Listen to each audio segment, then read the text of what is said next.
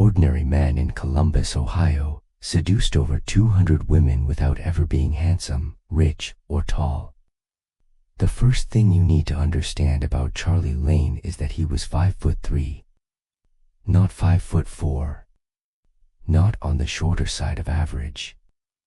5'3" in his socks on a good day, after he stood up straight and stretched his spine the way his mother had been telling him to do since he was 14, and realized, with a shame that would never fully leave him, that he was not going to grow any taller. He was not handsome. His nose was too wide and slightly crooked, broken in a pickup basketball game in his 20s and never properly set. His eyes were brown and ordinary. His hairline had been retreating since his late 20s, and his jaw was soft in a way that made him look, even in his 40s, slightly like a teddy bear, a resemblance he leaned into with his wardrobe, favoring cable-knit sweaters and corduroy jackets and other soft, unthreatening fabrics that suggested warmth and domesticity and absolutely no danger whatsoever. He was not rich. He worked as a mid-level claims adjuster for an insurance company in Columbus, Ohio, a job that paid him $58,000 a year and that he would have described, in any job interview or social situation that required him to describe a stable and fulfilling and a good fit for my skill set, which was another way of saying that he had no idea what else to do with a degree in sociology from Ohio State and a personality that was too soft for sales and too social for accounting. By every objective measure available to a man in his position, height, looks, income, social status, professional prestige, Charlie Lane was the kind of man that women in bars looked right past on their way to the better-looking, better-dressed, better-funded men standing behind him. And yet, in the 20 years between his first marriage and his third, Charlie Lane slept with more than 200 women. Not 200 potential dates. Not 200 conversations at parties. 200 women, in the biblical sense, which is to say in the most literal and verifiable sense there is, because the body keeps its own accounting, and Charlie's body, short, soft, unremarkable, was an instrument of such thorough and systematic conquest that the women who encountered it often described the experience afterward in terms that suggested not merely physical satisfaction but something close to enchantment. This is a story about how that happens. Not the mechanics, those are simple enough that any sufficiently motivated man could learn them, but the deeper architecture, the psychological and emotional scaffolding that Charlie constructed, almost entirely without intention, around his ordinary little body and turned into what his closest friend and colleague, a woman named Dana Whitfield who worked 2 desks over from him at the nationwide insurance campus on Polaris Parkway, called the most effective seduction system I have ever seen. Deployed by a man who looks like a hobbit who wandered into a Brooks Brothers. "I'm not saying it's magic," Dana told me once, after Charlie had just left the office for a lunch meeting with a woman he'd been texting for 3 weeks, a woman he'd met, as he met many of his women, in a Facebook group for fans of the novelist and Patchett, and I had asked her, genuinely curious, how it was possible that a man who looked like Charlie Lane could have the love life of a male model. I'm saying it's something more terrifying than magic. It's a system. It's reproducible. And if more men figured out what he was doing, no woman under 50 would ever feel safe again. Let me be clear about what this story is not. This is not a celebration of infidelity, or an instruction manual, or a moral fable with a neat lesson at the end. This is a document of observation, compiled by someone who sat 10 feet away from Charlie Lane for 15 years and watched, with a mixture of fascination and horror, as woman after woman walked into his orbit like a moth into a flame and emerged, some of them, anyway, singed and bewildered and wondering what the hell had just happened to them. I am not proud of what I witnessed. I am not ashamed of it either, exactly. I am simply reporting the facts as I experienced them, in the hope that the facts themselves will be instructive to women who want to understand why the men they love act the way they do, and to anyone else who has ever wondered whether the rules of attraction are as simple as the magazine articles suggest. Charlie Lane was born in 1973 in a suburb of Toledo called Sylvania. His father was a parts manager at a General Motors plant. His mother was a homemaker who later went back to school to become a dental hygienist when Charlie was in high school and his younger sister was old enough to be left alone after school. It was an unremarkable childhood in an unremarkable town, the kind of childhood that produced unremarkable men who went on to live unremarkable lives except in the one area, love, sex, the mysterious commerce between men and women, where Charlie was anything but unremarkable. He was a quiet child. Not shy, he was perfectly capable of speaking up in class and making friends at summer camp, but quiet in the way that suggested he was always listening, always watching, always processing. His teachers described him as thoughtful and considerate and mature for his age, which were nice ways of saying that he was not a handful and did not require very much attention. He had his first girlfriend in 9th grade, a girl named Melissa Ostrowski who wore orthodontic headgear and laughed at his jokes. They dated for 6 months and broke up when Melissa's family moved to Cincinnati. Charlie was devastated, not by the loss of Melissa specifically, but by the discovery that he could feel devastation, that the interior landscape of his emotions was vaster and more varied than he'd imagined. He wrote about it in a journal, which he kept hidden under his mattress, and in that journal he made, for the first time, a systematic observation about human relationships that would guide his adult life. Being left hurts worse than not being chosen. But you get over being left faster than you get over not being chosen. Why is that? He would spend the next 30 years trying to answer that question. Charlie's first marriage was to a woman named Amanda Whitmore, who was beautiful in the specific way that 1980s Ohio could produce beautiful women, tall, blonde, with cheekbones that could cut glass and a laugh that could fill a room. She worked as a marketing coordinator for a medical device company and earned more than Charlie did, which did not bother him but which bothered her in a way she could not articulate, and which would eventually become one of the fault lines in their marriage. Amanda was also, Charlie would learn over the 7 years they were together, a deeply anxious person who expressed her anxiety through control. She controlled the household finances, the social calendar, the temperature of the house, the schedule of their weekends. She controlled Charlie with the best of intentions. He understood that, and he did not hold it against her, but control is control, and the cumulative weight of being managed by someone who loved you and who was terrified of everything that could go wrong eventually became too heavy for Charlie to bear. Controlling people don't make you feel controlled, Charlie told me once. They make you feel like you're not competent. Like you're a child who can't be trusted to make good decisions. And the worst part is that they're usually right about some things, anyway. I wasn't good with money. I wasn't good at planning ahead. I let a lot of things slide. And she picked up the slack.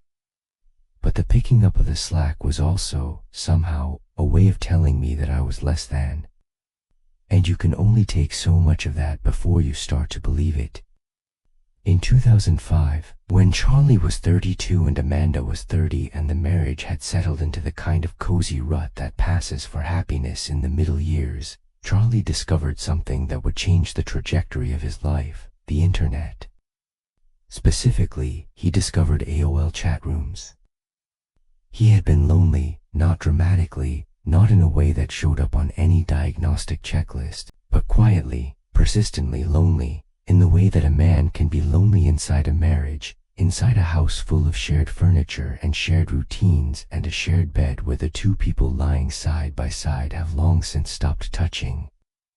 Amanda worked late most nights. Charlie came home to an empty house and a microwave dinner and a soft, mournful glow of a computer screen, and one night, out of nothing more than idle curiosity and a vague, formless desire for connection, he typed his way into a chat room called Midwest Singles and began to talk. He was good at it. Immediately and instinctively good at it, the way he had always been good at listening, at making people feel heard, at finding the exact right thing to say at the exact right moment. In the chat room, he met a woman named Jessica from Dayton who was married but in a bad place and looking for someone to talk to. They talked for 3 weeks before they exchanged phone numbers. They talked on the phone for another 2 weeks before they met in person at a hotel bar in Centerville, where they sat across from each other and drank gin and tonics, and Charlie said the kinds of things that Jessica had been waiting her entire adult life to hear from a man. Not flattery, not the cheap coin of compliments about her appearance, but genuine, specific, emotionally precise observations about who she was and what she wanted and why she had ended up in a situation where she was. Sitting in a hotel bar in Centerville with a stranger instead of at home with her husband. "You're not looking for an affair," Charlie told her halfway through their second drink. "You're looking for someone to see you. The affair is just the vehicle. You want to be witnessed." Jessica started crying. Not dramatically, just a slow leak of tears down her cheeks that she dabbed at with a cocktail napkin while the pianist in the lounge played something soft and forgettable. "No one has ever," she started, and then she stopped because she didn't know how to finish the sentence, and Charlie didn't need her to finish it because he already knew. No one had ever understood her that quickly, that completely, that without judgment. They went upstairs. It was Jessica's idea. She was the one who said, "I have a room," and Charlie, who had not planned any of this and who was operating on a combination of adrenaline and instinct and a lifetime of reading people, nodded and followed her to the elevator. The sex was, by Jessica's own account later, the best I'd ever had, and I don't say that lightly.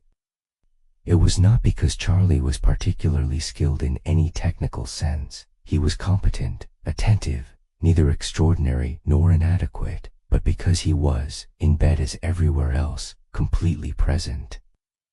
He was not thinking about his performance. He was not performing.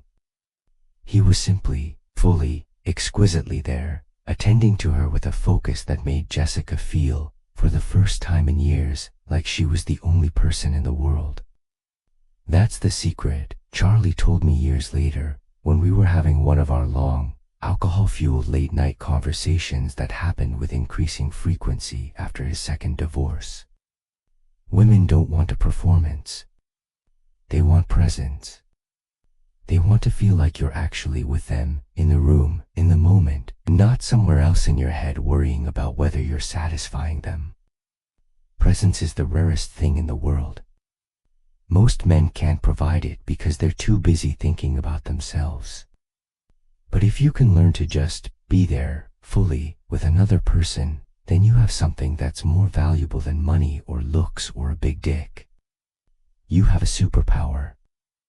Amanda discovered the affair the way most affairs are discovered, by accident, through a phone bill, through a credit card statement, through a moment of suspicion that she had suppressed for months and then could no longer suppress, because the alternative was to continue living in a house with a man she loved and who was lying to her, and Amanda's anxiety made that alternative impossible.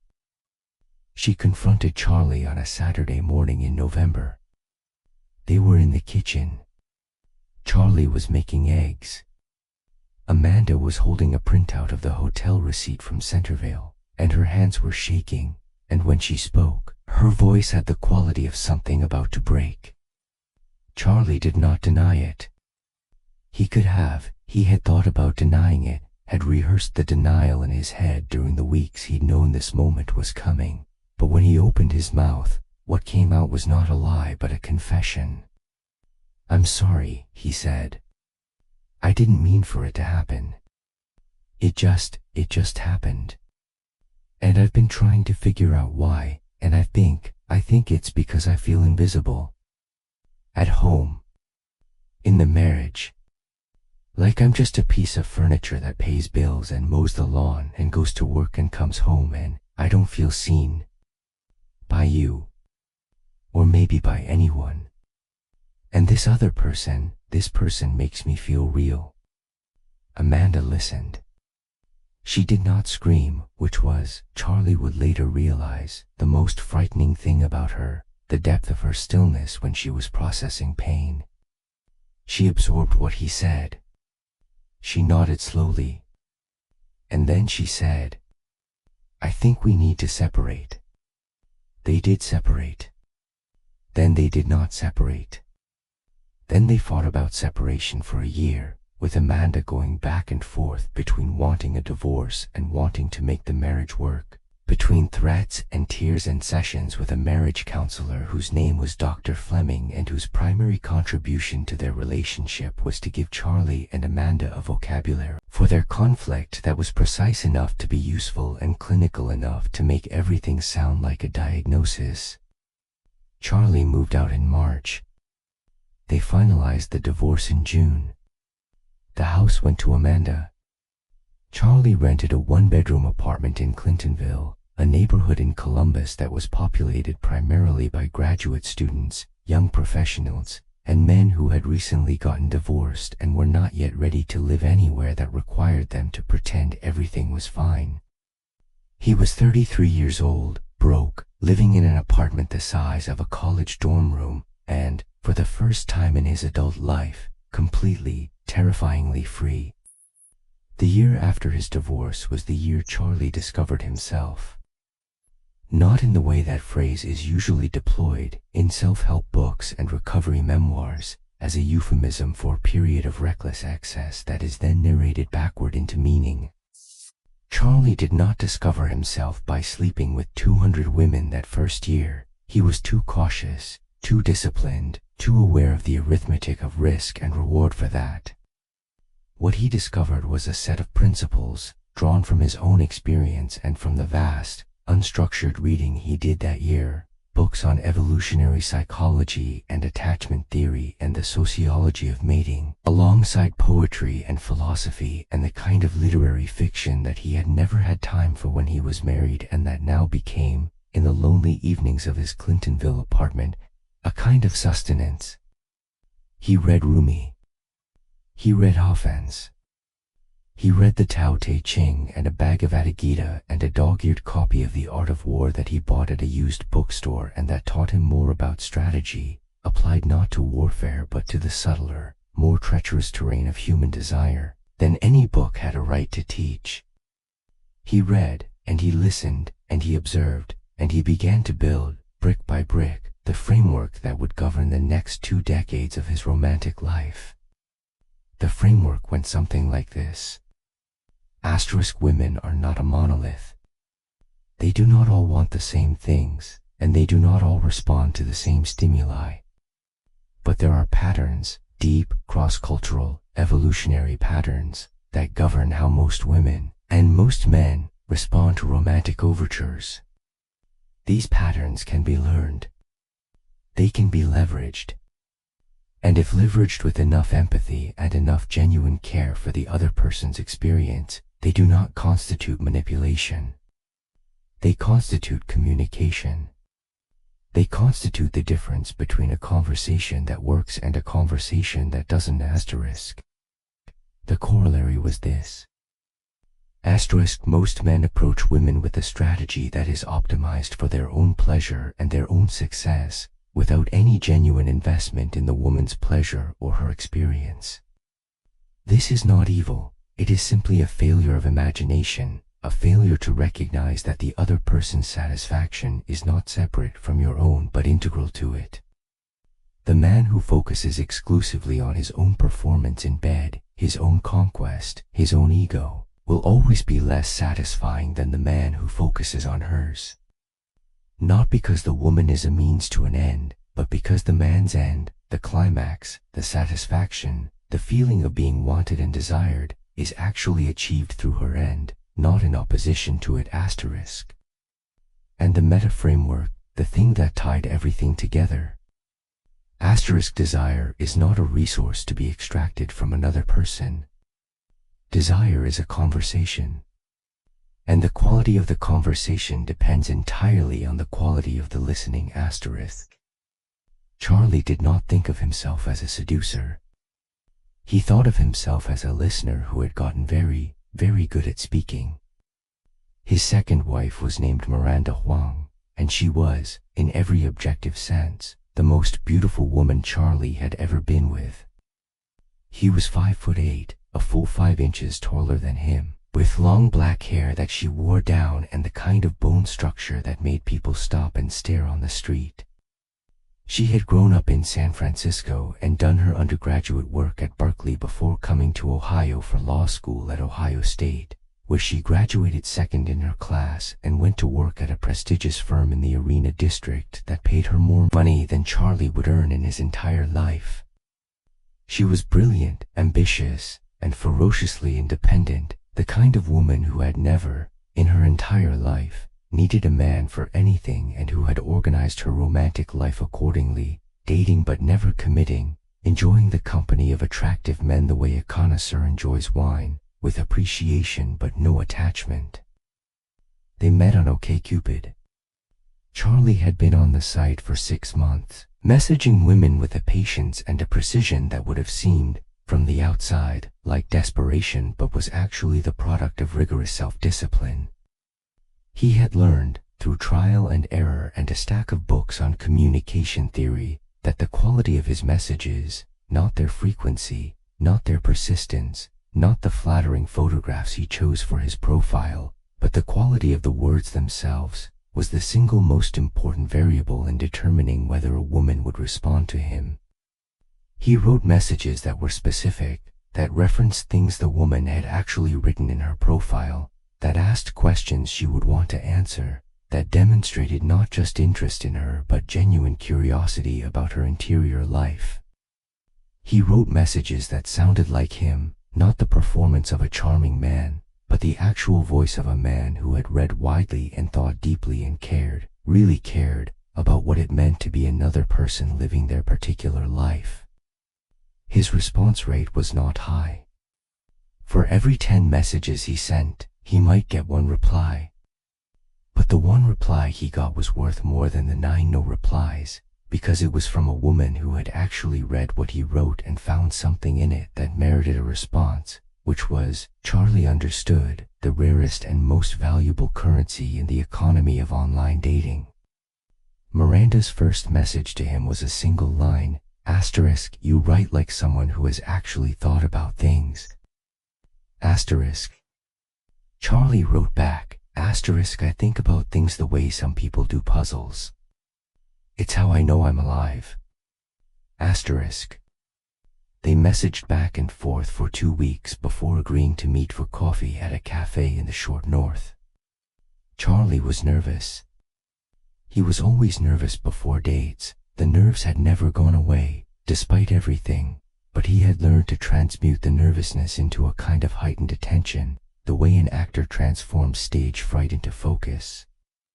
Miranda arrived late, which she apologized for without sounding apologetic, and she ordered a cordon bleu and sat across from him at the small marble table and looked at him with the direct, assessing gaze of a woman who had been evaluating men her entire adult life and who had developed, accordingly, very high standards. "You're shorter than I expected," she said. "I know," Charlie said. "I'm 5'3". "I can't really hide it." "I don't mind," she said. "I just thought you should know that I noticed." "Noted," Charlie said. "I noticed that you're very direct." "Is that a Bay Area thing or a you thing?" "Both," Miranda said. "I find that men in the Midwest are accustomed to women softening things. I don't see the point in softening things." "Neither do I," Charlie said. "I find that a lot of men claim to want honesty and then get upset when they get it." "Are you one of those men?" Miranda smiled. It was the first time she smiled, and the smile changed her face entirely, made her look younger, softer, less like a lawyer and more like a person. "No," she said. "I am definitely not one of those men." They dated for 6 months. Charlie was, by his own later admission, completely in love with her, head over heels, stupid in the way that love makes intelligent men stupid, convinced that he had found the one person in the world who could satisfy his particular appetite for emotional intensity and intellectual engagement. Miranda was more cautious, more measured, but she was also, Charlie could tell, genuinely happy in a way that she had not been in her previous relationships, which had all ended, she told him once over dinner at a Thai restaurant in German Village, because her partners had eventually felt diminished by her and had retreated into resentment instead of growing into the relationship. "I don't want you to feel diminished," she told him. They were on her couch, in her apartment in the Vrabel building downtown, which had exposed brick and floor-to-ceiling windows and a view of the Scioto River that Charlie found breathtaking every time he saw it. "I want you to feel enlarged. Like the relationship makes you bigger, not smaller." "I do feel enlarged," Charlie said. And he meant it. They got married in September. The wedding was small, 30 people, a garden ceremony at Franklin Park, a reception at a restaurant on High Street that Miranda had reserved 6 months in advance. Charlie's father, who was 72 by then and had developed a tremor in his hands that made public speaking difficult, gave a toast that consisted of 3 sentences. "I didn't always understand my son, but I always loved him. And I can see that he found someone who understands him, and that makes me very happy." Miranda's mother, who was a retired professor of comparative literature at UC Berkeley and who had once been, Charlie gathered, a formidable intellectual force, gave a toast that went on for 10 minutes and referenced Kierkegaard and Simone de Beauvoir and the nature of romantic love as a finite infinity that we enter into not because we are certain of its permanence but because we are willing to be changed by its uncertainties. Charlie understood, even then, that he was marrying up, that Miranda's world was larger and more interesting than his, and that he would have to work to stay inside it. The marriage was good for 3 years. They traveled, 2 weeks in Portugal, a road trip through the Southwest, a week in Cato that Charlie organized as a surprise and that cost him almost his entire savings. They entertained, dinner parties with Miranda's colleagues from the firm, wine tastings with Charlie's insurance industry friends, weekend trips to Athens and Ann Arbor, and a rented farmhouse in Hocking Hills where they spent a long October weekend hiking and making love by a wood-burning stove. They were happy. Genuinely, substantially, sustainably happy. And then Charlie met a woman named Dana. Dana was not beautiful in the way Miranda was beautiful. She was 36, a claims manager at Nationwide, Charlie's second-floor neighbor in the Polaris campus building, and a kind of woman who conveyed attractiveness through sheer force of personality rather than through any particular feature of her face or body.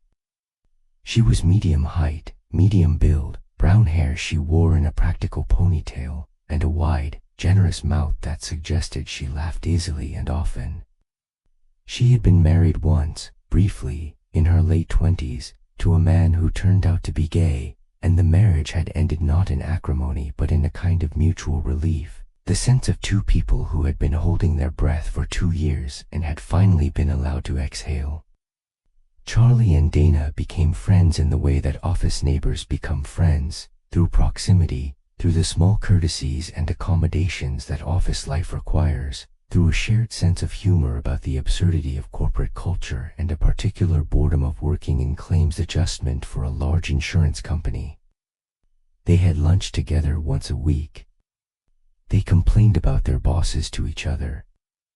They discovered, over the course of several months, that they had both read the Brothers Karamazov and both cried at the same part, Alyosha's speech at the graveside, and that they shared a passion for the poetry of Mary Oliver and a hatred of the film Love Actually, which Dana called the cinematic equivalent of an email bomb and Charlie called a 2-hour exercise in the proposition that love is cured by grand gestures, when in fact love is sustained by small ones. They were friends. Platonic, professional, entirely unremarkable friends.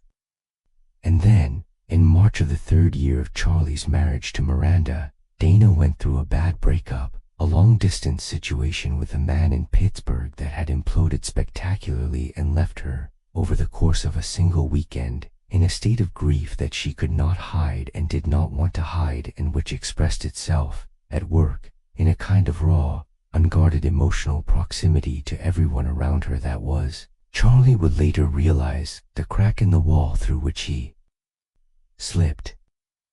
It happened on a Thursday. They were in Charlie's office, having their usual Thursday lunch, soup from the cafeteria, sandwiches that Dana had brought from home. Dana was talking about the breakup, and she was crying, not the polite, controlled crying of a woman trying to maintain her dignity, but the ugly, gasping crying of a woman who has been holding something in for too long and can no longer hold it. And Charlie did not say the things that most men would have said in that situation, which were some version of "it'll be okay" or "you deserve better" or "he's an idiot." Instead, he put down his soup and he looked at Dana and he said, "Tell me about him. Not why it ended. Tell me about who he was when you were happy." Dana looked at him.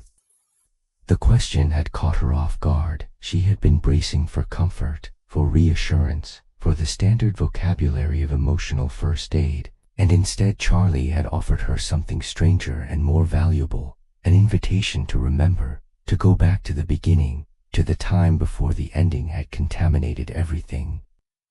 He was, Dana started, and then she stopped, because the memories were overwhelming, and she cried harder for a moment before she steadied herself. He was funny. He made me laugh.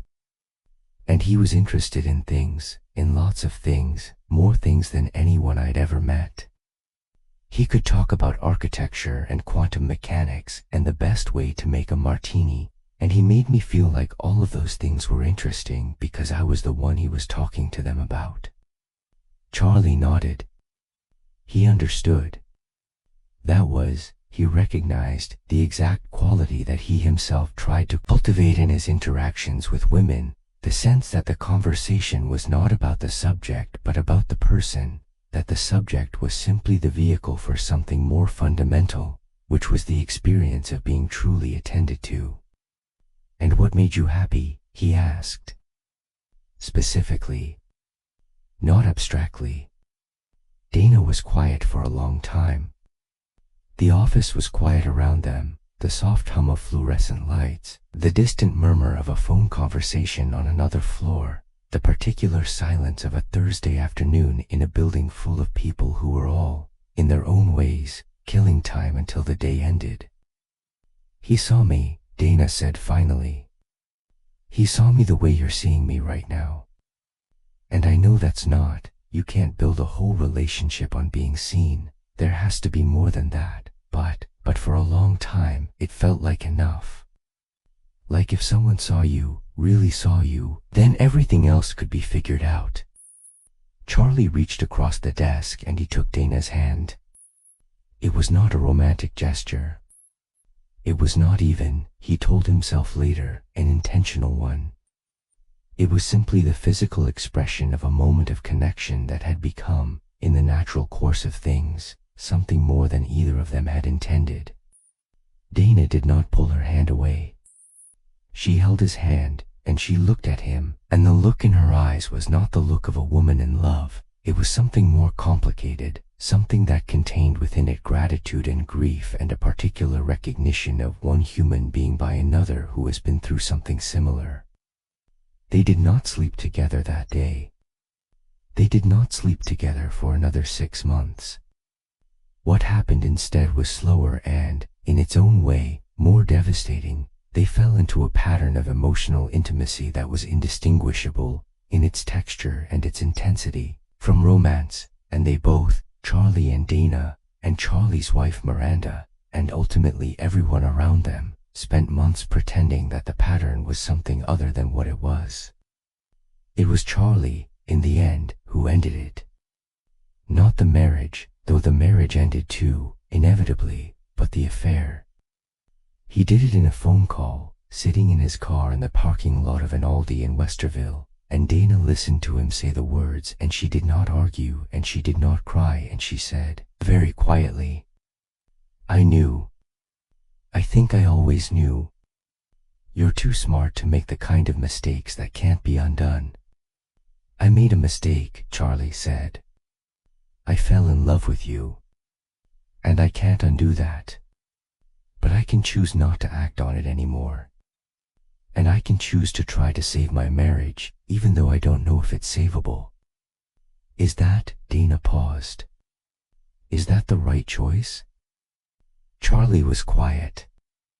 The question deserved honesty, and honesty, in this moment, was the one thing he could offer her. I don't know if it's the right choice, he said. But it's the choice I have to make. Because if I don't, if I choose you, and leave Miranda, I will spend the rest of my life wondering whether I destroyed something real for something that was just excitement. The feeling of being seen by someone new. And I don't want to live that life. I don't want to be the man who traded a good marriage for a good feeling. Dana was silent for a long time. Okay, she said. I understand. She did not, and Charlie knew she did not, fully understand. But she accepted the answer, and she let him go, and she never spoke about it again, at least not directly, not in the years of Monday morning coffee and Thursday lunch that followed, during which they maintained the appearance of friendship with a discipline and a kindness that Charlie would always regard as one of the finest acts of love he had ever received. Miranda found out about the affair anyway.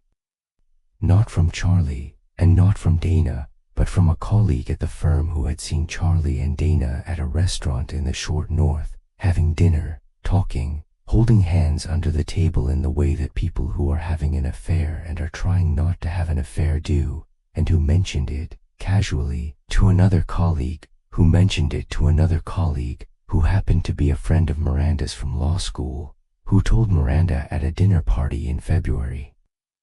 The divorce was finalized in May. Charlie did not contest it. He did not try to explain or justify.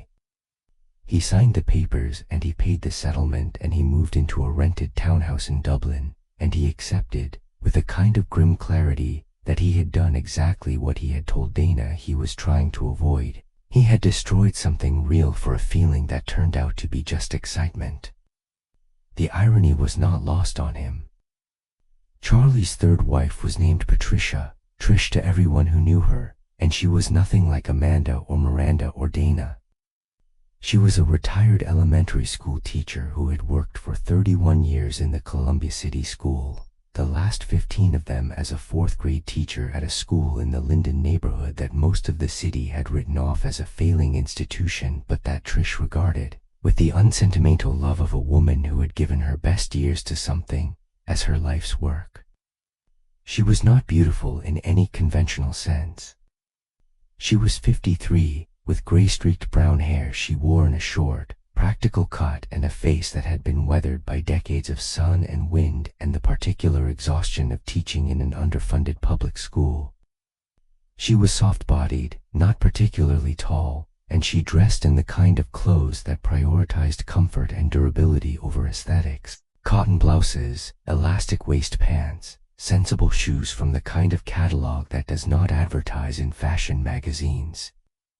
They met through a mutual friend, a woman named Gloria who attended the same Unitarian Universalist congregation in Clintonville that Trish had been a member of for 20 years and that Charlie had begun attending, tentatively, after second divorce, in search of some kind of community that was not tied to the office or the bar or the gym or any of the other contexts in which he had spent his adult life meeting women. Trish was not what Charlie would have normally gone for. He knew this about himself. He was attracted to intelligence and intensity, to women who were sharp and ambitious and verbally precise, who engaged with him at the level he found most stimulating. Trish was intelligent, but her intelligence was practical rather than abstract. She was brilliant at managing a classroom, at reaching difficult students, at navigating the bureaucratic labyrinth of a public school system, but she had no interest in discussing Katagord or the bag of Adagita or the best way to make a martini. She was also, Charlie discovered over the course of their first conversation at a church coffee hour, the most emotionally secure person he had ever met. This was not an exaggeration. Trish had done the internal work that most people never do. She had been in therapy for years after her divorce from her first husband, a man named Richard who had been, by her account, a good man who was not good for me, and she had emerged from that therapy with a solid, unshakable sense of her own worth that was not contingent on anyone else's approval or desire. She did not need to be validated. She did not need to be managed. She did not need to be told she was beautiful or smart or desirable. She knew these things, the way a person knows their own name, and she did not require external confirmation. Charlie found this, initially, slightly unnerving. It was like meeting someone who was immune to the thing he was best at. He deployed his usual arsenal of emotional intelligence, his listening, his attention, his precise calibration of words to feelings, and Trish received all of it with a calm nod and a thank you. That's very kind, that contained within it not a rejection of his attention but an acknowledgement of it that was, somehow, more generous and more complete than the desperate gratitude he was used to receiving. "You don't need to work so hard," Trish told him on their third date at a pizza place in Clintondale. They were splitting a mushroom and truffle pizza and drinking a bottle of cheap red wine, and Charlie had been talking about the divorce, about Miranda, about the thing with Dana and the guilt he still carried about the destruction of his second marriage, and Trish had been listening the way she presumably listened to 9-year-olds who were having trouble with their reading, with full, undivided, non-judgmental attention. "I'm not working hard," Charlie said. "This is just who I am." "I know," Trish said. "That's what I'm saying. You don't have to work so hard. With me, you can just be. Whatever that looks like. I like you either way." Charlie stared at her. It was, he realized, the first time anyone had offered him unconditional acceptance that was not contingent on his performance of emotional intelligence or his ability to read and meet their needs. Trish liked him. Not the version of him that was always saying the perfect thing. Not the version that was always attuned and present and available. Just the version that was sitting across from her at a pizza place in Clintonville, eating mushrooms, drinking cheap wine, carrying around a lifetime of accumulated damage and confusion about women and desire and the whole exhausting project of human intimacy. He married her 9 months later. The wedding was at the Unitarian Church, in front of 40 guests, and Charlie's father, who had survived 2 heart attacks and a quadruple bypass since Charlie's first wedding, gave a toast that was even shorter than the first one. "I don't understand my son," he said, "but I love him. And he found someone who loves him too. That's all that matters." Trish made Charlie promise, before the wedding, that he would stop seeing other women. Not because she didn't trust him, she did trust him, with the calm certainty of a woman who had examined the evidence and concluded that he was, despite his history, fundamentally a good person, but because she didn't want to share him, not even in the limited way that the women in his life had always been shared. "I know what you are," she told him. They were in their underwear in her bedroom in the apartment she had lived in for 15 years and that she was giving up to move into his townhouse in Dublin. "I know what you can do. And I know that women find you. When I say women, I mean other women. I know they find you attractive in ways that are hard to resist. And I'm not asking you to resist because I think you're weak. I'm asking you to resist because I'm choosing not to compete. I have a full life. I don't want to spend it wondering." Charlie nodded. He understood. "I'll stop," he said. And then, because she deserved the full truth, "I've already started. When I met you, it was like a switch flipped. All I want is you." He meant it. And Trish believed him, which was either the bravest or the most foolish thing she could have done, and which was probably both. The years of Charlie's third marriage were, by his own account, the happiest of his life. He was 53 now, working at Nationwide, living in Dublin in a 3-bedroom townhouse with Trish and her 17-year-old nephew Marcus, who had come to live with them after his mother, Trish's younger sister, died of breast cancer, and whose presence in the house had, paradoxically, made Charlie a better father than he had ever been to his own children, because it had given him something he had never had in his first 2 marriages, a context in which he was needed, in which his patience and his emotional intelligence and his willingness to show up, day after day, for a difficult teenager who was grieving and angry and brilliant in ways that reminded him of himself at that age, were not just appreciated but essential. He and Trish did not have children together. Trish had had a hysterectomy at 42, after a fibroid tumor the size of a grapefruit had nearly killed her, and she had made peace with her childlessness years before Charlie entered her life. Charlie had a son from his first marriage, Andrew, who was 26 and living in Portland, working for a tech startup and texting Charlie once a month with the kind of updates that suggested he was doing fine but didn't particularly want to talk about it. The affair stopped. Not because Charlie stopped being Charlie, stopped being the man who noticed things, who listened, who had the words that women craved and that they rarely got from the men in their lives, but because Trish had given him something that all his years of romantic adventure had been searching for without ever finding, the experience of being fully known and fully accepted and fully loved by someone who saw his damage and his patterns and his capacity for causing harm and who chose him anyway, not despite the damage but with a clear-eyed understanding of what the damage meant and how it might express itself if he was not careful. He was careful. The women at work still flirted with him. He had a quality, an ease, a willingness to be present with people that was genuinely attractive and that operated independent of his intentions. But he was polite and professional and distant in the way that a married man should be, and the women who pursued him, and some of them did pursue him, because the world is full of women who are attracted to unavailable men, and Charlie's history made him a particularly potent attractor, found themselves confronting a polite, smiling wall of refusal that was unlike anything they had encountered from him before. "You're different," Dana told him one Thursday. They were having their usual lunch, and she had noticed, everyone at the office had noticed, the change in him, the new settled quality, the way he seemed to have stopped hunting with Trish. "You're different." "I'm the same," Charlie said. "I just made a different choice." Dana considered this.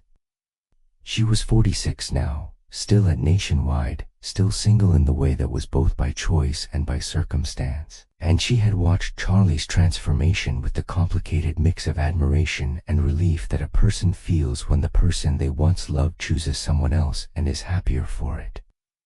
"I'm happy for you," she said. And then, because she was Dana, and directness was her currency, "I want you to know that what you did, the choice you made, I think about it sometimes. Not Anna, I'm not regretting it.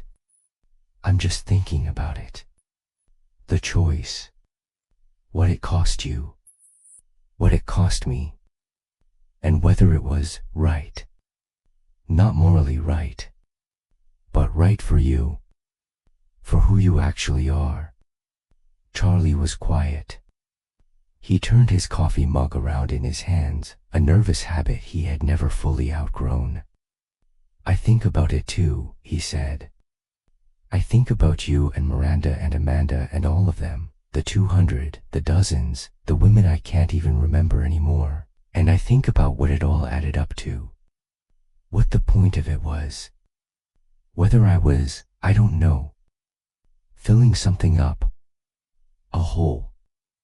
Or whether I was just, I don't know the word, indulging, following an impulse that had nothing to do with what I actually needed. What did you actually need?" Charlie looked out the window of the cafeteria. It was October. The trees on Polaris Parkway were turning, the maples going orange and red, the oaks holding on to their green a little longer than the others. To be seen, he said. That's what it always was. I needed to be seen by someone who wasn't going to leave. And I kept looking for that in women. In the conquest, in the affair, in the moment when someone looked at me and I could feel them seeing me, really seeing me, and for a second, just a second, I felt real. I felt like I existed. And then the second ended, and I was alone again, and I had to find someone else to see me, and it started all over. Dana nodded slowly. She understood. She had always understood. And Trish, she asked. Trish sees me, Charlie said. All the time. Not because I'm performing. Not because I've said the perfect thing. Just because she's there. She sees me at breakfast, in my sweatpants, with the newspaper, complaining about my knee. She sees the worst of me and she's still there. And that, he stopped. He could feel his eyes getting wet, and he was not a man who cried easily, but the emotion was there, unavoidable, surfacing from some place he had not visited in years. That's the thing I was looking for, he said. The whole time. And I found it. It just took me 50 years and 2 divorces and 200 women to figure out that it was the simplest thing in the world. It was just someone who would stay. I asked Charlie once, toward the end of the 15 years I sat 10 feet away from him, whether he thought he was a good person. We were at O'Malley's, the same Irish pub where, years earlier, he had met a woman for drinks and set in motion the events that led to his second divorce. It was a Friday night in December, the week before Christmas. Charlie had a Guinness. I had bourbon. The pianist was playing Have Yourself a Merry Little Christmas, and the song was slightly off-key, which made it better. Good is a complicated word, Charlie said. He swirled the beer. I think I was, myself, to an extreme. I think I was what a lot of men are, underneath the social performance, but without the normal checks and balances that keep most men from acting on it. I was smart enough to know what I was doing, charismatic enough to get away with it, and selfish enough to do it anyway, at least for a while. And now I'm 58 years old and I'm married to a woman who I don't deserve and who knows it and who loves me anyway. And I have a nephew who calls me every week to ask for advice about his girlfriend, and my son sends me a text on Father's Day that says love you, Dad, with no elaboration. And I have friends who know my history and who have chosen to be my friends anyway, and I have a job that pays my bills and that I'm good at, and I live in a townhouse in Dublin, Ohio, and on Saturday mornings I go to the farmer's market with my wife and I buy tomatoes and I complain about the price of peaches, and he paused. He looked at the beer in his hand, and the light from the bar made the Guinness look almost black. And I'm happy. Not all the time. Not every day. But most days, I feel, this is it. This is the life. The one I'm supposed to be living. Not the one I was living before, with all the running, the chasing, the endless search for the next person to see me. This one. The one where I stay. I wanted to ask him about the women. The 200. The ones who had walked into his orbit and walked out again, some of them singed, some of them heartbroken, all of them changed in ways they could not fully articulate. I wanted to ask him whether he thought about them, whether he felt guilty, whether there was one, Jessica from Dayton, the first one, or Dana, the one he almost chose, or any of the dozens whose names he had genuinely forgotten, that he thought about more than the others. But the question felt intrusive in a way that our friendship had, over the years, become less equipped to handle. Charlie and I were not the kind of friends who talked about everything. We were the kind of friends who talked about the things that mattered and avoided the things that would have required more honesty than either of us was willing to give on a Friday night in December, with a piano playing and the lights warm and the world outside the pub going about its business of being cold and dark and full of people who were looking, in their own ways, for someone to see them. Would you do it differently? I asked instead. If you could go back, knowing what you know now.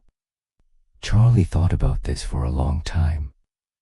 I would be kinder, he said finally. That's the one thing I would change. I was good at making women feel seen, but I was not always good at caring about the aftermath. About what happened to them after I moved on. I told myself that I was giving them something real, that the experience we had was genuine, even if it was temporary, and I think, for some of them, that was true. But for others, he stopped. He took a sip of his beer. For others, I was just another man who made them feel special and then left. And there's no version of that isn't, I don't know. Something that stays with a person. He looked at me. Don't get me wrong, he said. I'm not asking for forgiveness. I did what I did. The women who were hurt, and nothing I can do now will unhurt them. I'm just saying that if I could go back and be the same person but with one additional capacity, some extra valve in my chest that would have made me pause before he waved his hand vaguely. Before I did what I did. That would be the thing. He finished his Guinness. He set the glass down on the bar with a soft thud. But that's not how people work, he said. We don't get to go back. We just get to, what's the phrase, do better going forward. And I think I am. I think I'm doing better. My wife is happy, my nephew is thriving, my son tolerates me, and I've stopped lying to myself about what I need and who I am. Which sounds simple. It took me 50 years. He stood up. He put on his coat. He buttoned it with the precise, unhurried movements of a man who had learned, through decades of practice, that rushing was never necessary. Walk you to your car, he said. Yeah, I said. Let's walk. We stepped out into the cold. The parking lot was half empty, the cars frosted, the sky above the streetlights a flat, suburban orange. We walked in silence for a few moments, the gravel crunching under our feet, our breath visible in small clouds that dissipated almost immediately. Hey, Charlie said, as we reached my car. Can I tell you something? Always. He looked at me.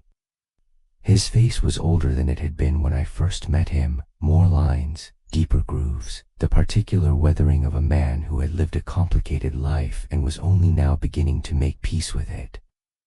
I wasn't exaggerating, he said. The 200.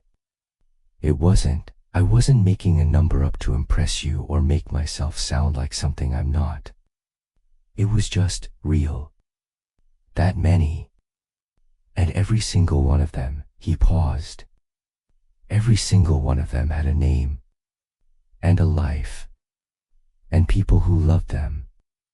And I think about that. I think about all of them. Not every day. But often enough at it. He didn't finish the sentence. He didn't have to. Okay, he said.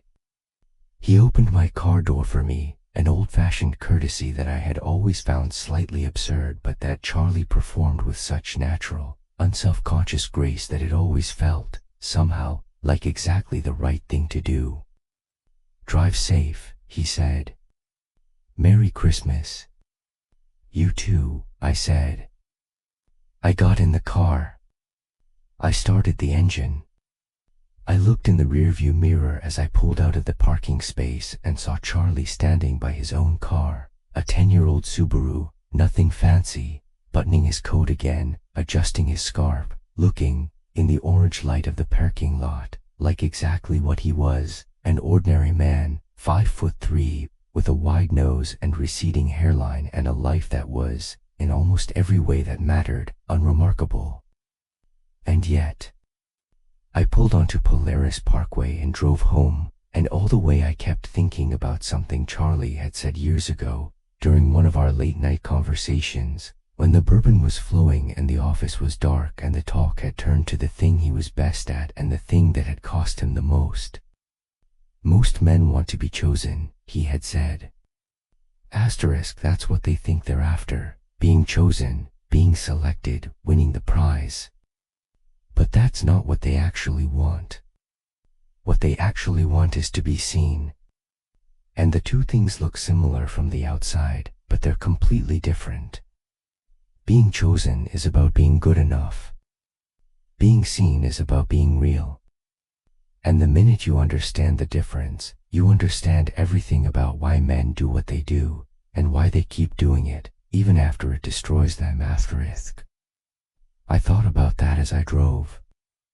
I thought about Charlie's 200 women, and Trish in the townhouse in Dublin, and the nephew Marcus who was probably upstairs in his room texting his girlfriend, and the son in Portland who sent one-word texts on holidays and considered it sufficient.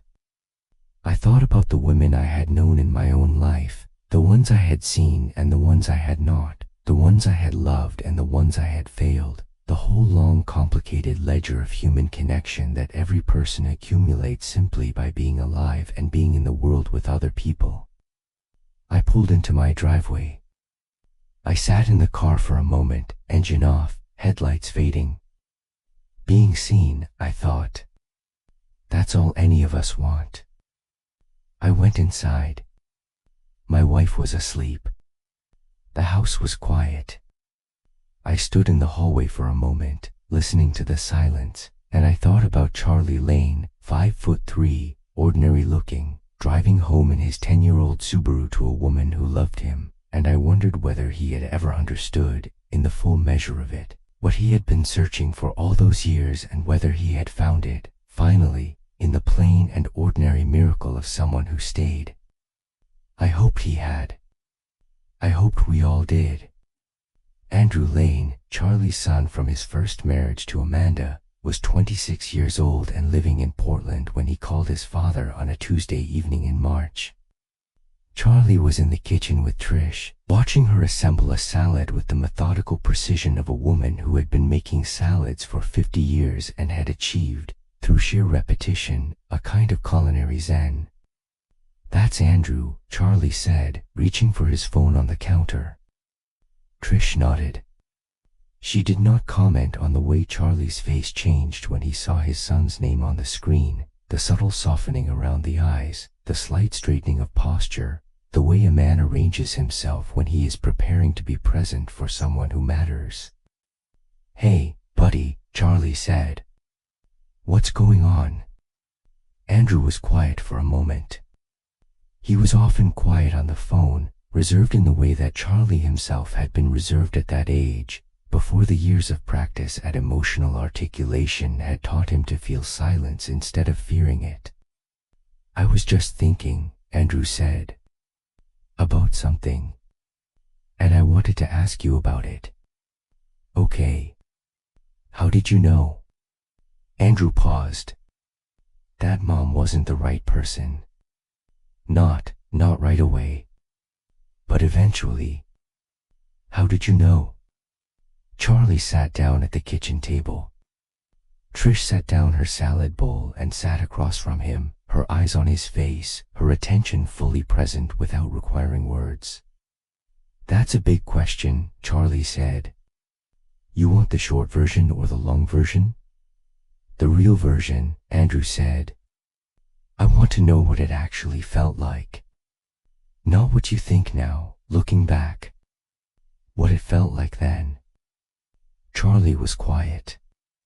He turned the question over in his mind, examining it from every angle the way he had learned to examine things over the years, not just the facts of the situation but the feeling of it, the texture of the experience as it was being lived rather than as it was being narrated afterward. "It felt like a question," he said finally. "Not an answer. Most people who are in the right relationship, they don't spend a lot of time asking themselves whether they are. They just know. They wake up next to someone and it feels like home. Not exciting, necessarily. Not the way the beginning is exciting.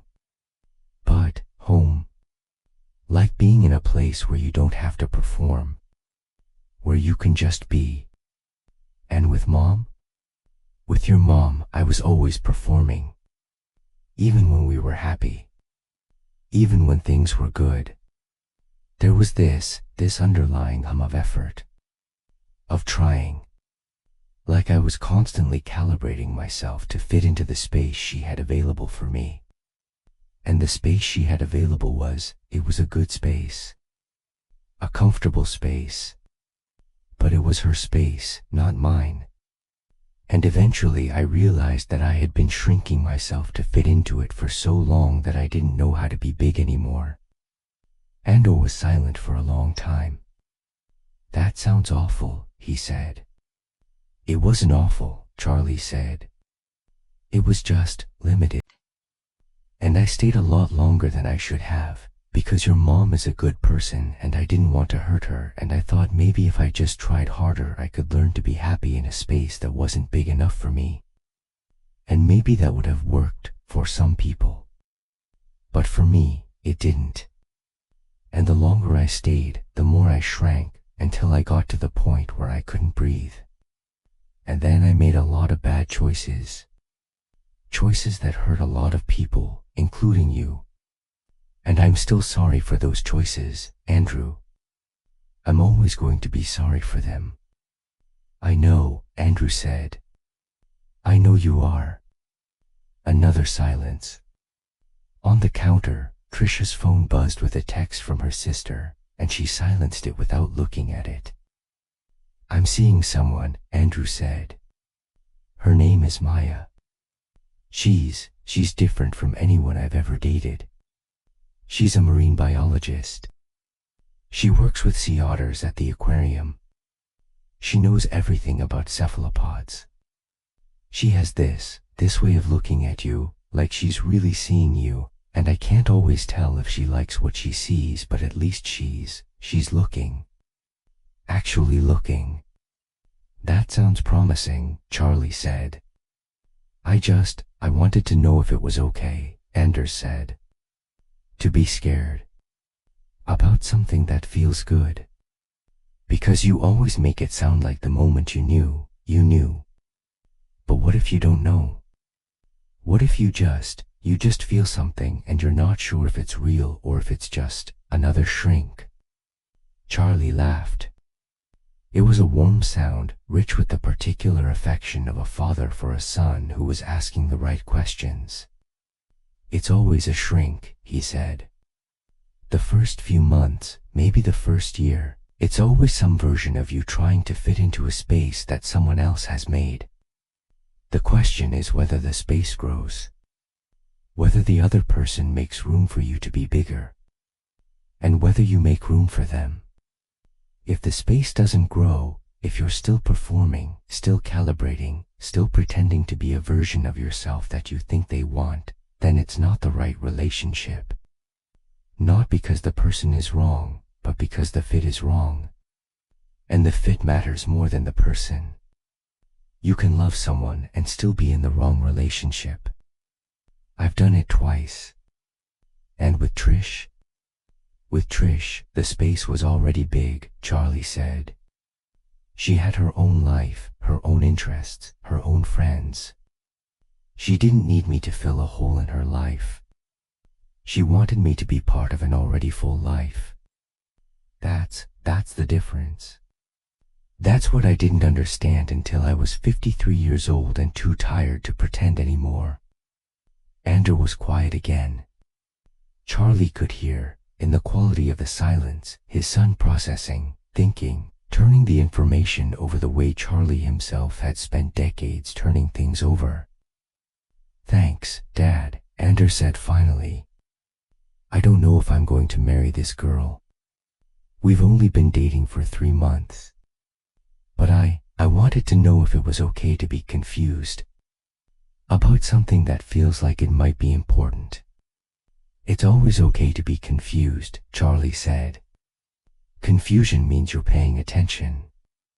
It's the people who are never confused that worry me. They're the ones who stop asking questions. Okay, Andrew said. I should go. I have an early morning. The otters don't feed themselves. Charlie smiled. Give my regards to the cephalopods. Will do, Andrew said. And then, after a pause, love you, Dad. Love You too. buddy.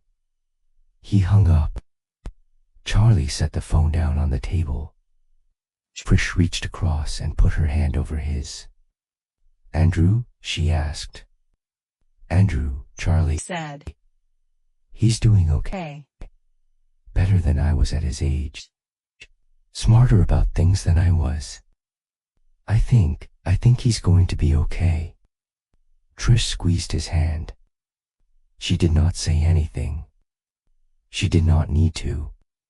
Charlie sat at the kitchen table in his townhouse in Dublin, Ohio, and he thought about his son in Portland, looking at sea otters and dating marine biologists and asking his father the questions that Charlie wished he had asked his own father 30 years ago, before Charlie made all the mistakes that he made and hurt all the people he hurt and spent all the years he spent searching for something that had been available to him all along, in the simple miracle of another person who was willing to see him clearly and stay anyway.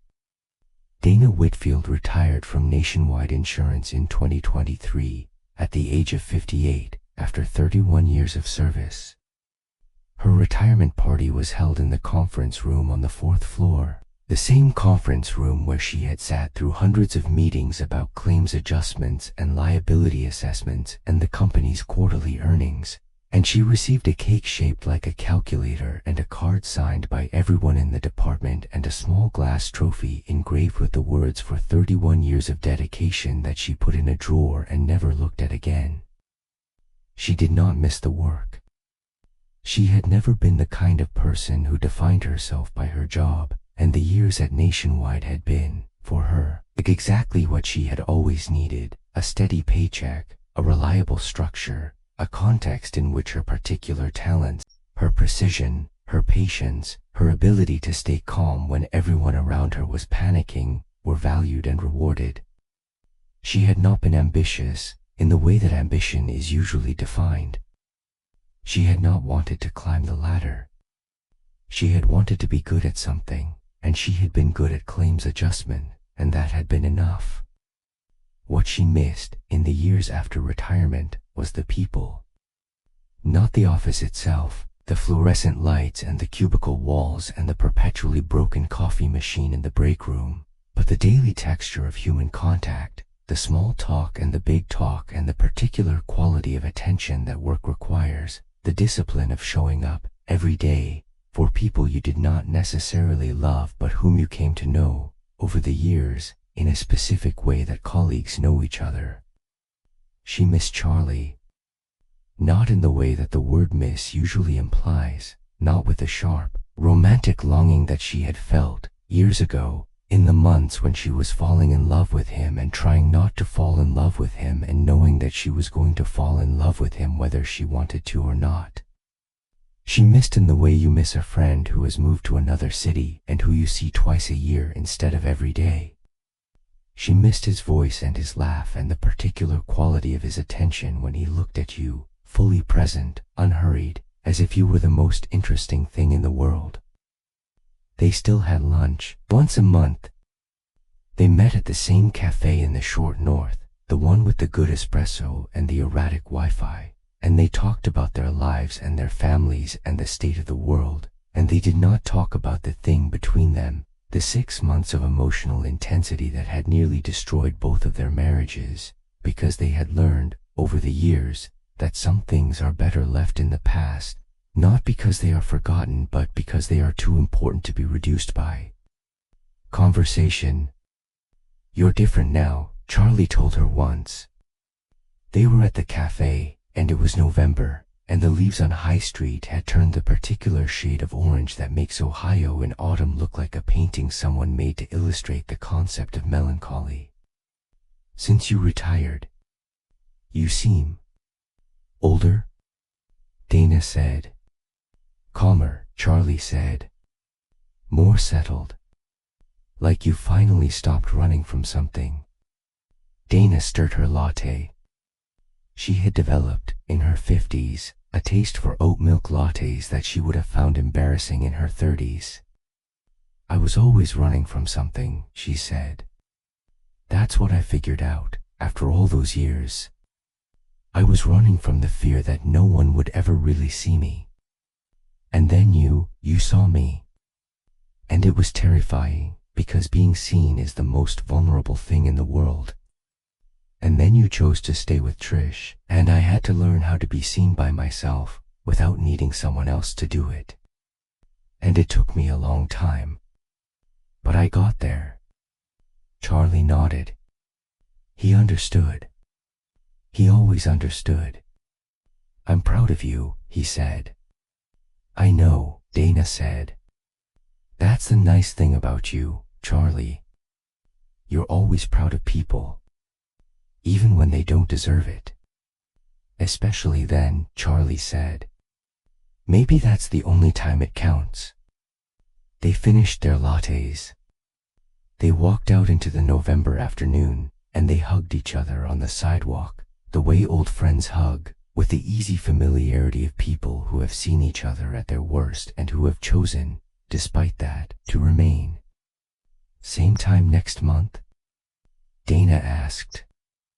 Wouldn't miss it, Charlie said. He watched her walk away down High Street, her hands in her pockets, her shoulders slightly hunched against the cold. She was 58 years old, and she was alone, and she was happy, genuinely, sustainably happy, in the way that people are happy when they have stopped needing other people to complete them and have learned to find, in the quiet of their own company, a presence that is enough. He thought about all the women he had known. The 200. The dozens whose names he had forgotten. He thought about the ones who had been hurt by him, and the ones who had been healed by him, and the ones who had been neither, whose lives had intersected with his for a season and then diverged, leaving no more trace than a ripple leaves on the surface of water. He had not been a good man. He knew that.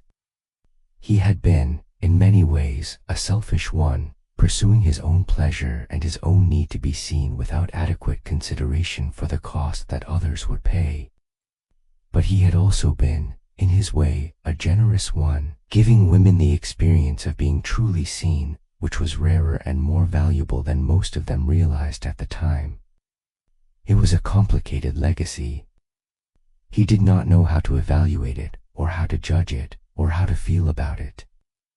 He knew only that it was his, and that he was responsible for it, and that the best he could do, going forward, was to be better than he had been, not because he could undo what he had done, but because the trying itself was the only form of redemption available. He walked to his car. He drove home to Dublin, to Trish, to the life he had built out of the wreckage of his mistakes. And he was grateful and humble and aware, every day, of how close he had come to destroying everything and how far he had traveled, since then, toward becoming someone who deserved to be loved. Trisha's nephew Marcus, the one who had come to live with them after his mother's death, was 26 now, working as a social worker for Franklin County Children's Services, the kind of job that Charlie had always thought was suited to people with either extraordinary emotional reserves or a complete lack of awareness about the world's capacity for cruelty. Marcus had, it turned out, both. He had been a difficult teenager, the kind of boy who had arrived at their door at 17 carrying a suitcase and a rage that he wore like armor, the kind of boy who had pushed back against every attempt to help him because help, in his experience, always came with conditions attached. He had been in therapy for 3 years before he had finally admitted, in a single sentence during a session that his therapist later described as the moment everything changed, that he was angry at his mother for dying and at his father for being absent and at the world for being the world, and that he did not know how to stop being angry because the anger was the only thing keeping him upright. That was the breakthrough. After that, things got easier, not quickly, not without setbacks, but with a steadiness that Charlie recognized because it was the same steadiness that he had experienced years earlier when he had finally stopped running from himself and had allowed, for the first time, to be seen. Marcus met a woman named Daisha at a training seminar for new social workers in 2022. She was tall, with dark skin and a shaved head and a laugh that could fill a room, and she worked for a nonprofit in Cincinnati that provided housing assistance to families experiencing homelessness. They dated for 2 years before she moved to Columbus to take a job with a similar organization, and they got married in the backyard of Charlie and Trisha's townhouse on a Saturday afternoon in June, with the reception spilling out onto the small patio and the neighborhood association complaining about the noise. Charlie gave a toast at the wedding.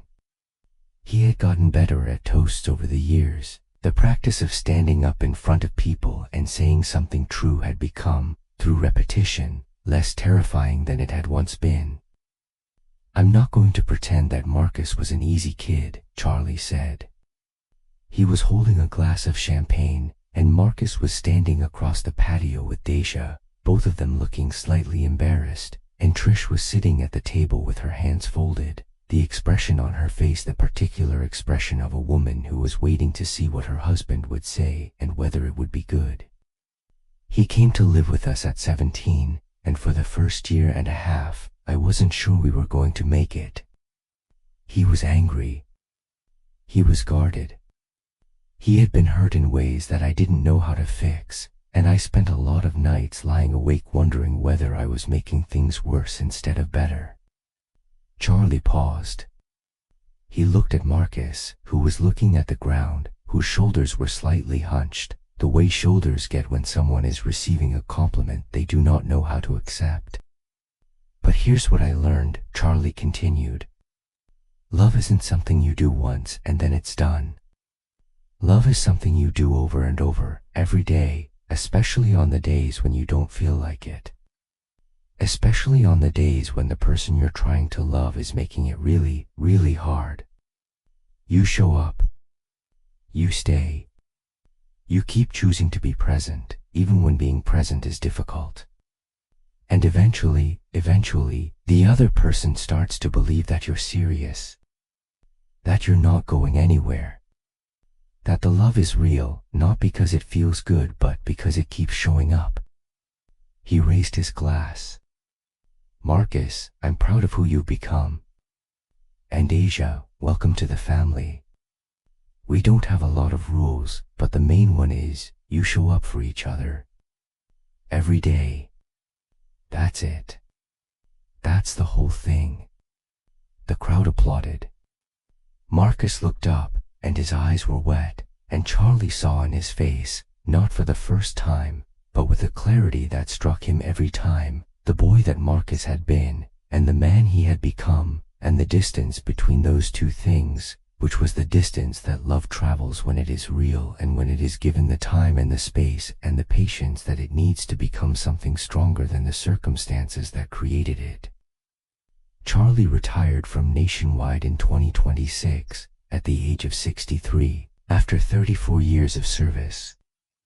His retirement party was smaller than Dana's had been, 20 people in the same conference room, a cake that was not shaped like a calculator but that was shaped like a 5'3" man in a Brooks Brothers sweater, a gift card to the Apple store that he immediately gave to Trish because he did not own any Apple products and had no intention of starting. He did not miss the work.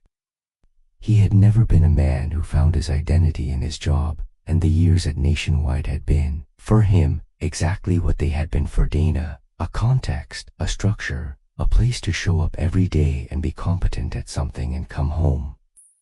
What he missed, he discovered in the months after retirement, was the people, not the colleagues specifically, but the daily texture of human contact, the sense of being part of something larger than himself, the rhythm of the work week and the weekend and the work week again. He filled the time with other things. He volunteered at the Franklin County Food Bank, sorting canned goods and loading boxes onto trucks. He took up woodworking, building the shelves and tables and Adirondack chairs that Trish had been asking for over the years. He read more than he had ever read in the years when work had consumed his days, and he discovered, with a pleasure that surprised him, that he was still capable of learning new things, of having his mind expanded by ideas he had not encountered before. He thought about the women. Often. Not with the obsessive frequency of his younger years, but with the quiet, reflective attention of a man who has finally stopped running and has begun, instead, to look back, to look at the path he traveled and to understand, in the way that understanding only comes in retrospect, how he had gotten to where he was. He had been, he concluded, a collector, a hunter, a man who had pursued the experience of being seen with the obsessive focus of an addict, because the experience of being seen by a woman, by any woman, by all women, was the only thing that had ever made him feel real.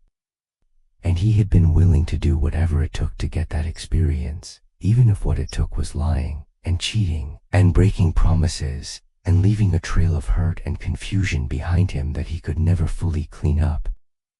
He was not proud of that. He would never be proud of that. But he had made a kind of peace with it, the peace that comes not from absolution but from acceptance, from the willingness to look at your worst self without flinching and to say, yes, that was me, and that is the consequence I have to live with, and the only thing I can do now is be better. Trish helped. Trish, with her calm and her steadiness and her absolute refusal to let him wallow in self-recrimination, kept him anchored in the present that was good, that was real, that was the life they had built together out of the wreckage of his past. She did not ask him to explain himself. She did not require him to justify the years of therapy and the difficult conversations and the slow, painstaking work of becoming someone trustworthy. She simply showed up every day, and she was present, and she loved him, and that was enough. That was more than enough. That was everything. On a Sunday morning in October, Charlie and Trish drove to Yellow Springs to walk the trails at Glen Helen Nature Preserve. It was a ritual they had established over the years, a monthly excursion to a place that Charlie had not visited since the years of his second marriage, when he had rented the cabin on the outskirts of town and had spent long weekends there with Miranda, before everything fell apart. He had not been back since. He had not wanted to. The cabin and the town and the trails were associated in his mind with a version of himself that he no longer recognized, the version that was still running, still chasing, still convinced that the next woman and the next experience and the next moment of being seen would finally fill the hole that had been there since childhood. But he went back now. With Trish. And the trails were the same, narrow and winding, carpeted with autumn leaves in shades of gold and rust, and the air was the same, crisp and clean, carrying the smell of decomposing leaves and wood smoke from somewhere distant, and the sky, glimpsed through the canopy of oaks and maples, was the same impossible October blue. They walked in silence for the first mile, the way they often walked, side by side but separate, each absorbed in their own experience of the trail and the weather and the day. Charlie was thinking about nothing in particular. He had learned, over the years, how to let his mind be quiet, to simply be present in his body, in the sensation of his feet on the path, in the sound of his breath and Trish's breath beside him. "You okay?" Trish asked. She had a way of sensing when his mind had gone somewhere she couldn't follow, not reading his thoughts, but reading his silence, which was a different skill. "I'm okay," Charlie said. "I was just thinking about all the times I walked this trail before. With other people. All the years I spent trying to feel what I'm feeling right now. This sense of being somewhere. Of being in my own life, instead of trying to escape it." Trish nodded. She did not ask him to elaborate.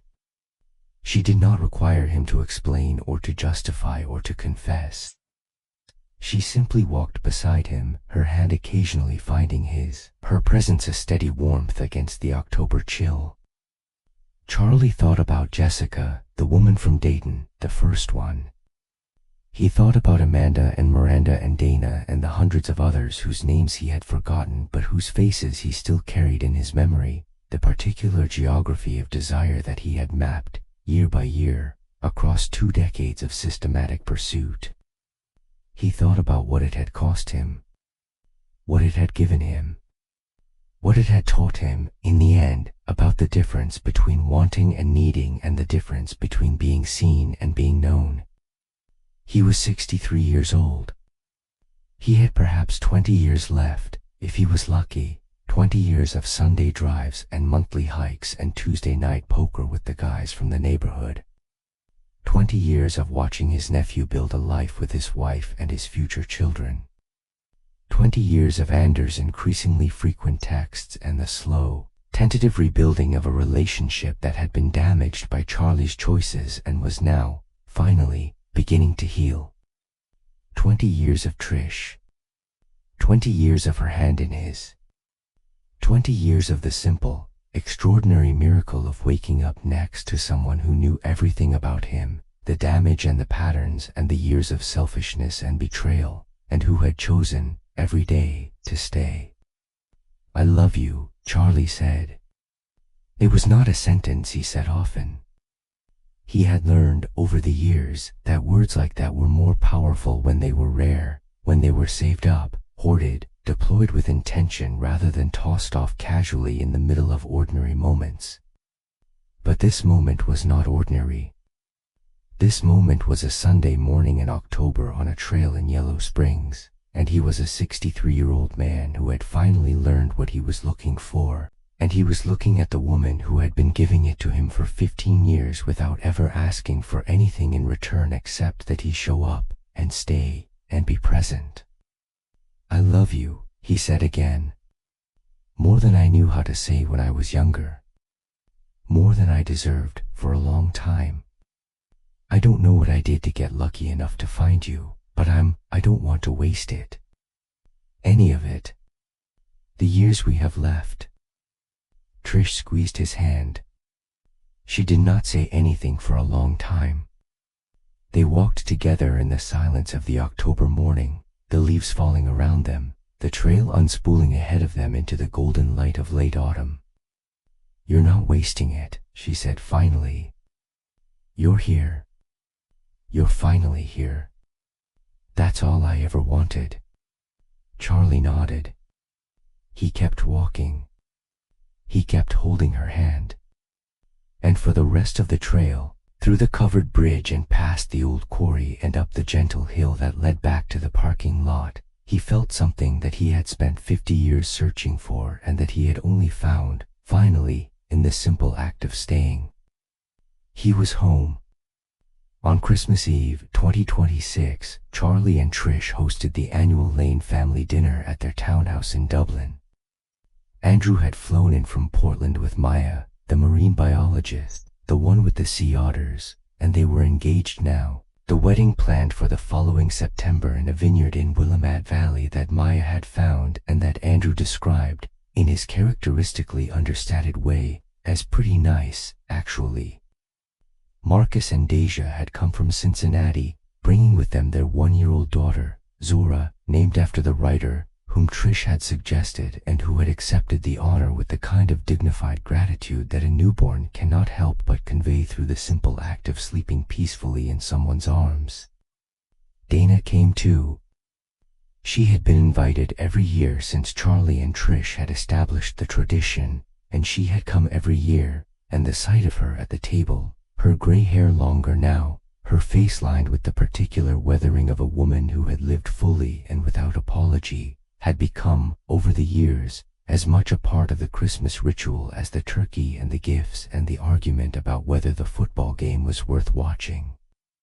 They ate. They drank. They argued about politics and praised the stuffing and listened to Andrew describe, at length, the mating habits of octopuses, which Maya interrupted periodically to correct or expand upon. Marcus and Trish's nephew played with Zora on the floor. Dana fell asleep on the couch at 9:30 and didn't wake up until midnight, when the commotion of the gift exchange finally penetrated her wine and exhaustion slumber. "Merry Christmas," Charlie said when she woke up. He was standing by the fireplace, holding a cup of coffee, looking at the tree. "Merry Christmas," Dana said. She sat up. She was 70 now, and her knees hurt in the cold, and she had learned to accept help when it was offered and to ask for it when it wasn't. "Thanks for having me." "Always," Charlie said.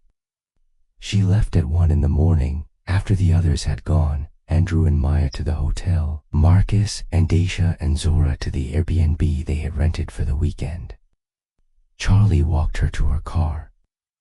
The snow was falling, softly, the kind of snow that accumulates slowly and silently and turns the world into something that looks, briefly, like it might be a better place than it actually is.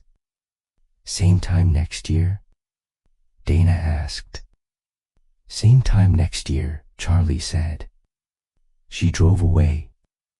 He stood in the driveway and watched her taillights disappear down the street. Then he went inside, where Trish was loading the dishwasher, and he put his arms around her from behind, and he rested his chin on her shoulder, and they stood together in the kitchen of their townhouse in Dublin, Ohio, listening to the snow fall outside, and neither of them said anything, because nothing needed to be said. This was the life he had built. These were the people who had stayed. This was the man he had become, not the man he had imagined, not the man he had wanted to be, but the man he was, with all his flaws and his failures and his years of selfishness and the long, slow work of learning how to be better. He was 63 years old. He was loved. He was home. And for now, for this Christmas morning, for this quiet moment in a kitchen full of dirty dishes and a lingering smell of turkey, that was more than enough. That was everything.